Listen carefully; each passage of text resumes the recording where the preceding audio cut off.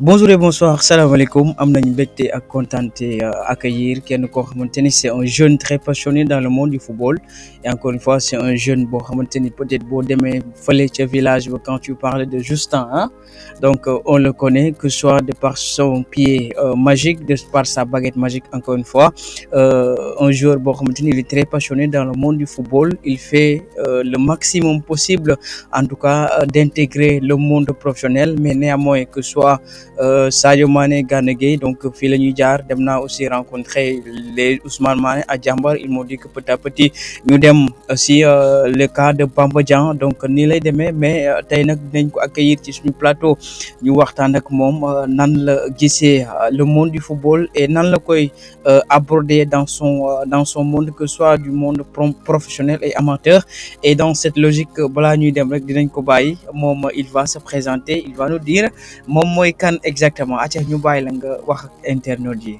salaamaaleykum. maa ngi nuyu ñëpp. man je me présente je m'appelle Justin Tine. D'accord. Je suis de Thiawane. Et bon man nag sama carrière football moom. mooy loolu maa ngi ci club ci ndaw yi rek. mais ba tey amaguma opportunité intégrer benn centre. comme des gens à Mbour ay génération. Kër Madior. D'accord. etc. D'accord. En tout cas, gis ngeen moom c'est lui qui a abordé le sujet. Il a dit que jotagul jaar fu sori wala fii la yemagum ci football local bi.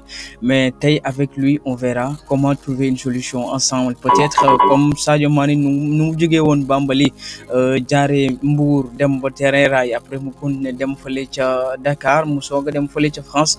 Mais moom bi nga njëkkee dugg ci monde football bi noo ko gisee woon avec sa passion wala noo def ba xam ni que peut-être tu es doué à être ou dugg ci monde football bi en tant que dire. Bon man moom football moom avant tout d'abord football plaisir. pour man parce que su ma duggee terrain damay def plaisir comme joueur yi ma koy seetaane ci internet bi ay ñoom Neymar. ñoom kii ñoom Athènes Benarfa. dribble rek. de façon dribble s'amuser. D'accord. noonu laa ko gisee woon première fois c'était pas un objectif. que je m'étais fixé mais. avec l'âge bon les gens me disaient que peut-être tu vas devenir pro. D'accord. Et après bon. avec mon grand frère on a décidé bon. D'accord. Pas tenter. Certainement. En tout cas yombul de ah donc bi nga demee aussi gars yi ñu lay wax loolu wax nañ la yombul aussi. yombul de parce que man j'ai fait l'expérience. dem naa ay tests comme genre Jambar. une fois mais bon on m'a pas retenu. mais c'est pas grave après je suis parti à DLC Dakar Sacré-Cœur. D'accord. bon mais c'est ça. bi nga demee Jambar en fait loo fa jàngatee bi nga demee Jambar. jàng naa foofu yomb. parce que da ngay egg 6 heures. nga gis nga toog rang. nga toog rang nekk ay 17e position. benn doomu kii jóge fële intégré directement ñu dem fu def testam même pas 8 heures 10 heures ñu ñëw def test dem. yow yaa ngi fa 6 heures mënoo ba tey def test. te bi ma fa demee dem naa 6 heures te man 19 heures laa dugg def test. 19 heures. 6 heures ba 19 heures. 6 heures ba 19 heures. mais mbaar ñoom mettoon nañ quelque chose à votre disposition ba tax ni que yéen di ngeen mën a nekk dans de meilleures conditions par exemple. dara dañoo toog ci terrain benn terrain boo xamante ne dañ kaa. d'accord est-ce que du terrain accueilli boo duggee Jambar am na terrain bi nekk foofu en face. terrain bi nekk côté senior yi fu ñu nekk. D'accord est-ce que du seen terrain kon bi ñuy compétir yàlla.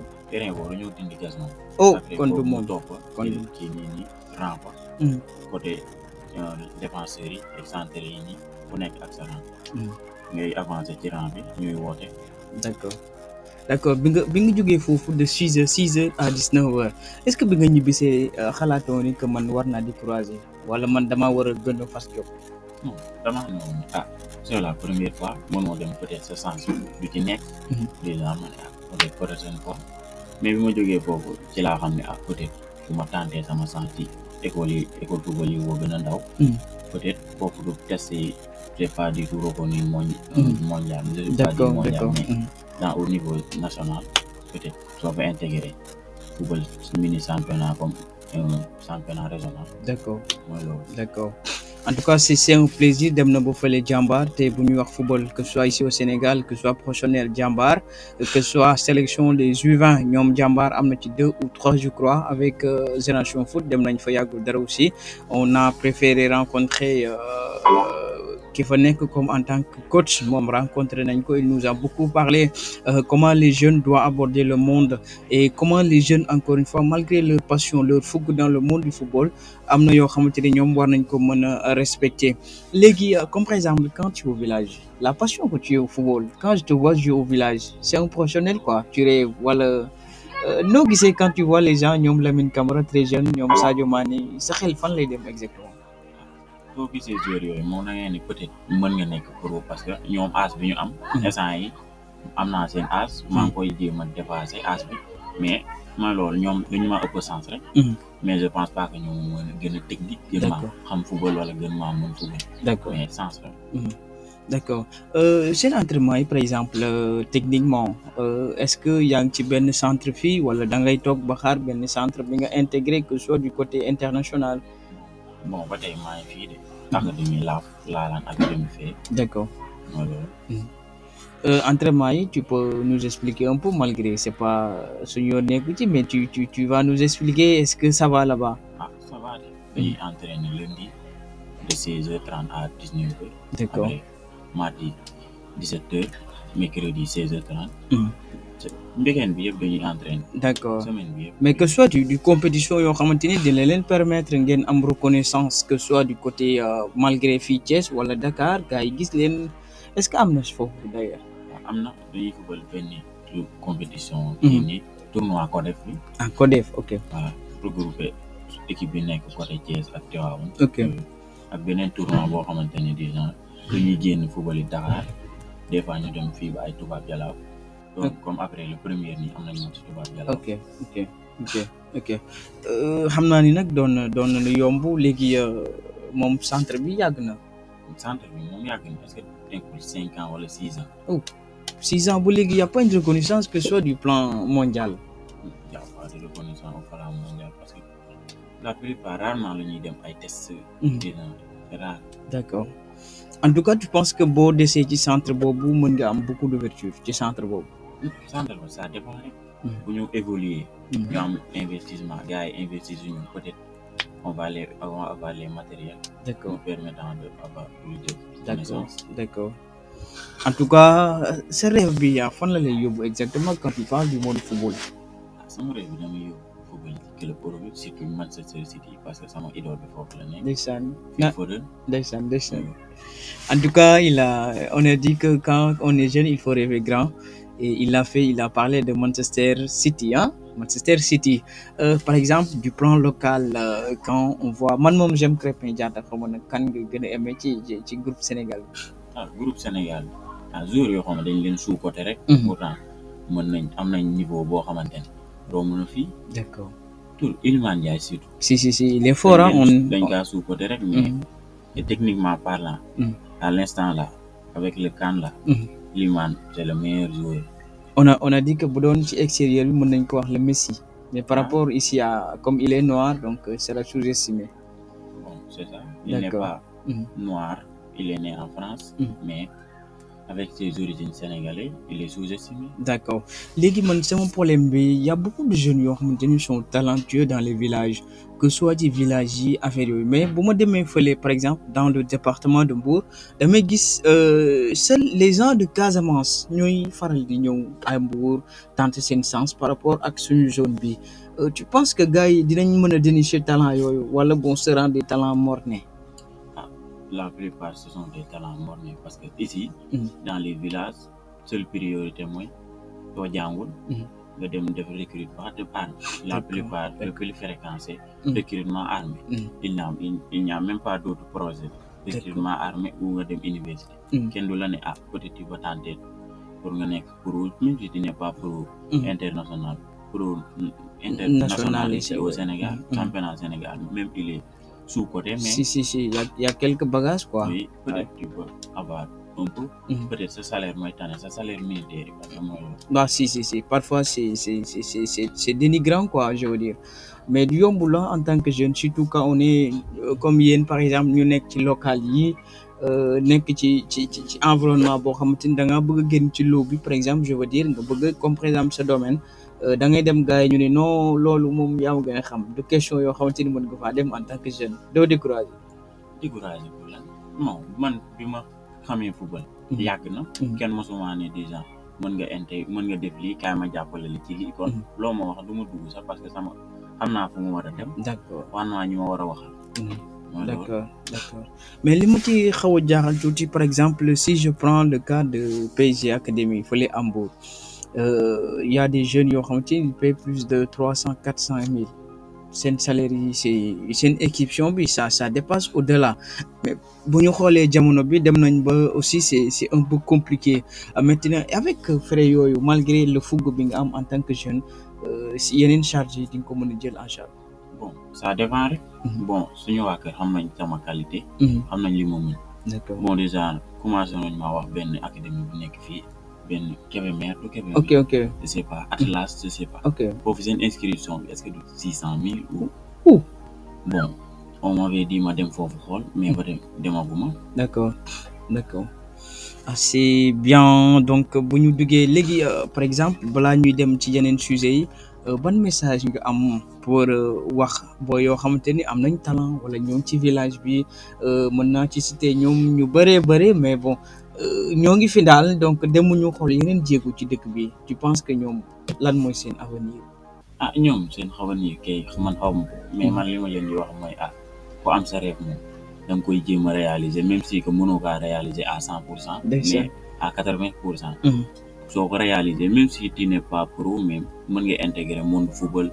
des gens nekk ay coach su nekkul coach su nekk préparateur physique. d'accord lépp rek sport la. oui donc c'est dans le monde du sport mais nous restons toujours dans le même sillage travailler en tout cas en tant que jeune il faut aussi je vois les gens yoo xamante ni am nañ la reconnaissance des académies que ce soit à Mbour, Dakar, Saint-Louis bari na il y a beaucoup d'académies ici à Thiès mais il faudra que aussi ñu wàcc dans les zones parce que boo demee village une fois que j'étais à Mbour j'ai dit j'ai beaucoup de talent au village mais je sais pas comment andi leen fii parfois logement yi wala installer leen à Mbour par exemple boo xamul Mbour loolu mooy suñu problème souvent avec les académies là-bas je sais pas comme seen genre boo leen fa ñëwee par exemple tenter seen chance mais les logements et locaux yi mooy problème bi est-ce que am ngeen peut-être les connaissances là-bas. les connaissances soo demee ba am test moom soo fa amee test déjà di nga essayer xool fan nga mën a nekk déjà comme suñ leen dañ laa signer contrat du genre pour da ngay toog foofu d'accord saison bi mën nga continuer say études même si que foo jàngul moom c'est pas un problème mën nga toog foofu fi ngay toog moom yàggul quoi d'accord lu metti yàggul d'accord waaw loolu la wax donc man souvent j'aime prendre l'exemple dama ci temps Kankura yi la woon donc ma daw ci benn terrain ndekete terrain bi mu dugg mooy ancien terrain Sadio Mané ma gis benn poster bu mag ñu tegal ñu ko foofu et j'ai essayé nag de rencontrer maanaam ñi doon entraîner Sadio Mané mais avec temps yooyu c'était un peu compliqué mais n'empêche après ils m'ont dit fii la jaar ils m'ont expliqué un peu le parcours de Sadio Mané qui était immense jóge fële Bambali ñëw à Mbour mais métti woon na ci ñoom parce que bu muy ñëw aussi xamuloon est-ce que parfois di ngeen jël risque yooyu. ça dépend man moom pare naa pour jël risque yi moom su ma amee opportunité boo xamante ne su ma ko saisir peut-être man ma jéem a réaliser sama rêve à 90% rek wala à 10% sax. ndeysaan ma te essayer ko. ndeysaan fii moom essayer la rek même si que mën nga choisir beneen chemin pour dem par exemple semer armée mais da ngay essayer. da ngay def sa 2 ans nga libéré. nga ñëw toog fii. mooy loolu c'est la même chose. D'accord. En tout cas, quand on l'entend parler, c'est un jeune très courageux et très ambitieux dans son domaine. Et il ne reste rien passé qu'en fait. Et encore jeunes, je crois, et certainement, il y a beaucoup d'académies, mais nous, à notre bord, on verra après les retours des vacances. Mais comme on est en période année scolaire, tu penses que année scolaire, dans le Tambalina aussi. Année scolaire, Tambalina. mais du yomb mais fii moom lépp sacrifice la. mënoo bàyyi dara def dara mais da ngay jéem a boole ñaari rek. mënoo bàyyi jàng bi dem football bi parce que avant tout d'abord dañuy ne sport étude. dañu ne sport étude c'est parce que changé na. dañu ne étude sport. étude sport oui. léegi moom boobu moo amatul sport kese. parce que sport kese te amoo. c'est pertinent là. même malgré talent bi nga am boo naree wala après le match ñu interview la comment tu vas faire. comment tu vas débriefer le match, parler des failles. Donc, comment remédier les choses quoi. Mais en dehors de ça à Mbour j'ai entendu les gens me disent que am na ñoo xam dem nañ ba terminal bàyyi fa seen étude juste pour football bi mais loolu sacrifice la saa yi. loolu moom sacrifice la parce que ñaar ñooy am. da ngay réussir ou bien nga échec. te soo échecee dëkk bi léegi moom. soo jàngul bokkoo. même si que am nga talent soo amee talent moom soo jàngul bokkoo. alors que léegi sax championnat Sénégal dañuy recruter koo xamante si il a le niveau. parce que coach yi fi ñëw léegi dañoo dem ci def seen formation ba ñëw. dañ la làkk olof. français la ah si désormais sax parce que am na ki fi ñëwoon mu jox ñu des feuilles yu bëree bëri ñu nar ko distribuer que ce soit les jeunes du côté technique de passe contrôle je crois bien que boo amul notion français wala que ce soit anglais de la arrangé wala bokkoo ci ñu nar a dem ci loolu du yomb. doo ci bokk moom parce que football bi léegi mën nga am technique. mais am na joueurs yoo xamante ne seen technique. bon soo ko bëggee yokk da ngay jàng déjà doo jàng fëy nii de mais da ngay jàng ay gestes yoo xamante ne dañ lay permettre par exemple benn joueur bi nekk Brighton Mitoma moom déjà technique woon na mais daa jàng dribble bu mu demee université dribble la jël ndeysaan def ko loolu moo tax face à face 1 contre 1 foo jaar da lay ndeysaan en tout cas il me parle du côté technique et je suis un peu nul là-dessus n'empêche mais un peu bi nga commencé dugg ci monde football bi lan moo la gën a métti te boo toogee sax da nga koy fàttaliku sa xol. lan moo ma gën a métti ñoo xamante ne mën nañ maa jàppale wala war maa mën a jàppale. dañ leen ne dinaa la jàppale. tey ëllëg ba di genre opportunité boobu tombé à l'eau loolu moo tax rek. d'accord chaque jour boo toogee sa xel li ci ñëw après mu métti la quoi. waaw parce que as bi ma amoon as boobu amatuma ko. waay as boobu moom bu ma jàppale woon. peut-être instant yi du ñu nekk fii sax di def émission bi. ok donc peut-être Europe la lay fekk boobaa. peut-être parce que commencé woon naa démarche yi mais. mooy loolu. d'accord en tout cas pour clore émission bi avant que ñuy dem ci deuxième point bi personnellement wala yow en tant que jeune. Objectif bi on le sait c'est devenir pro bien sûr mais lan nga foog ni mën nga ko def à votre niveau ba peut-être mën a comme li gars yi wax mën a jàpp big bi avec noir sur blanc mën a signer incha allah ci yàlla ànd.